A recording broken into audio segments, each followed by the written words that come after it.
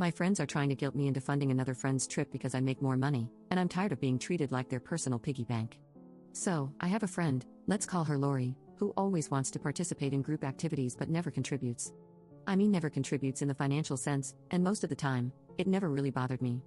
We share a friend group of 6 people, and everyone else and I always contributed extra for things like concerts, weekend trips, and so on, just so Lori could tag along and not feel excluded from the group.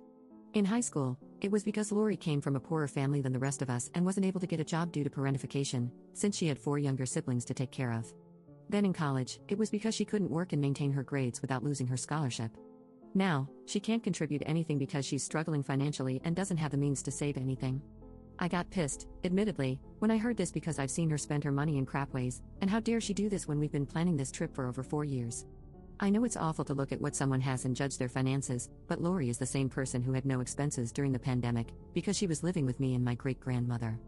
She didn't pay for groceries, wasn't charged rent, still had her job, and was getting hazard pay.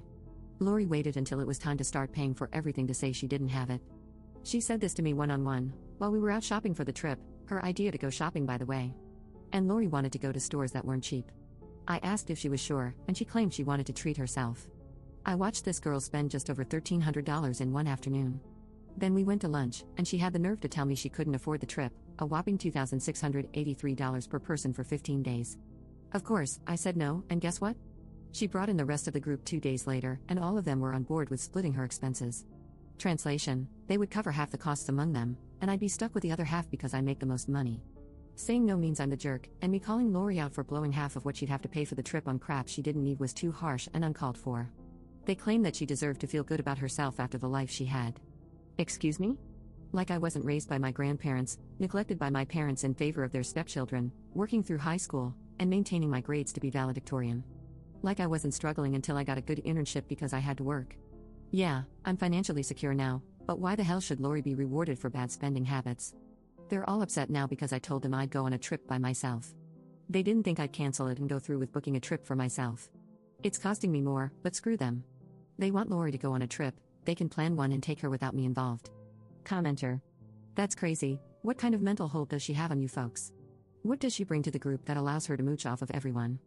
Ops response: it's legitimately just pity at this point. All of them focus heavily on how she had an awful life growing up, which I'm not gonna discredit. Lori's life sucked, and the only way she was able to do anything with us was if my grandparents watched her siblings. But can she seriously use that as an excuse to be so irresponsible for the rest of her life? Like seriously, she blew half the cost of the trip in my freaking face. Commenter: that's an expensive leech, but I'm glad you finally called her out. It probably should have happened a long time ago. Are the other people aware that the moment she asked, or rather demanded, you pay for her trip, she had just spent half of that trip's cost on random stuff a few hours prior? If not, that's information they need. If they don't care about that, they weren't really your friends either. If you look back at the group dynamic, are you the one who usually ends up paying a bigger share just because you have a better paying job? Or did the others contribute equally, and Lori was the only leech? Ops response: at first, Lori was the only leech, but with the ongoing text argument I'm having, my eyes are starting to open. Yeah, I've been the one footing a larger share. It wasn't obvious at first, but what's expected of me as a friend is disproportionate to what's expected of them. Update 1. Seriously, I get called mean, selfish, cruel, and a bunch of other insults for not bankrolling an idiot's life, decide to cut contact and end the friendship, and now they want to make up? Lori, the primary leech, has horrible spending habits, think Carrie Bradshaw from SAC.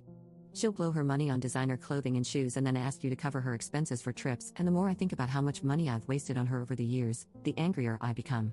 Lori has apparently burned more bridges in the week or so I've been no contact. They apparently decided that they can't afford to bring Lori on a similar trip to what I had originally planned for us, which was supposed to be 15 days split between Portugal, Spain, and Italy. One of the people in the group, Jenna, went to my grandpa because she couldn't get in contact with me. I had blocked all of them, mainly because I got sick of arguing. Grandpa told her now wasn't a good time and refused to give her any details.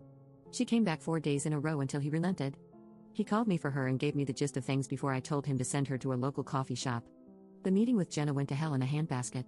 She started by telling me that the group had planned a new trip, and she knows I'm mad, but canceling on them and then not sharing the agency was really cruel. They found an agency to travel through, but to keep the time they had off from work would mean they would have to pay more, and the cheapest they could get was $4,000 a person. I didn't respond, mainly because she continued to blame me for their crap like it wasn't their fault I canceled and stopped talking to them. When I told her that it was their fault, Jenna agreed that it was. She revealed that they tried to talk Lori into returning everything she bought so she could contribute to her part. In her words, they can't afford half the things I can. Jenna personally believes that Lori's need for designer things is because of me. I didn't snap immediately at this and let her ramble about it. I know you don't notice it, but you're always wearing nice things and spending money on nice places. You're always buying expensive makeup, getting your nails and hair done, and whatnot.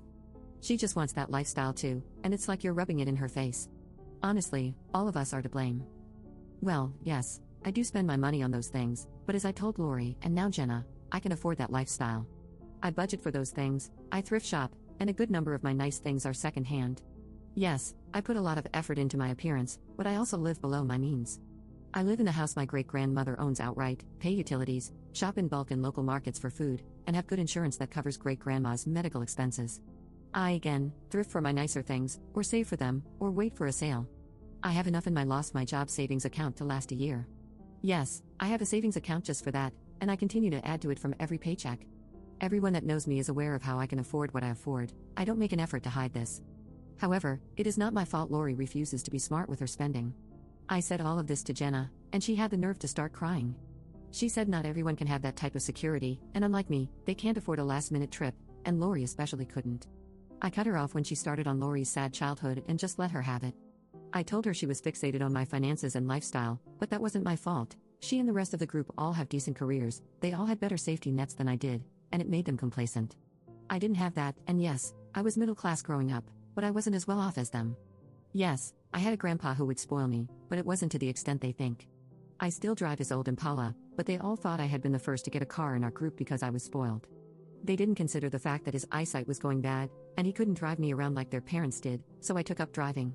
And don't get me started on college itself. Lori had a financial aid package because she was poor, Jenna and the rest had family that could pay off their tuition and living costs, and I barely got any aid and had to work because my grandparents couldn't afford it, and my parents refused to acknowledge me.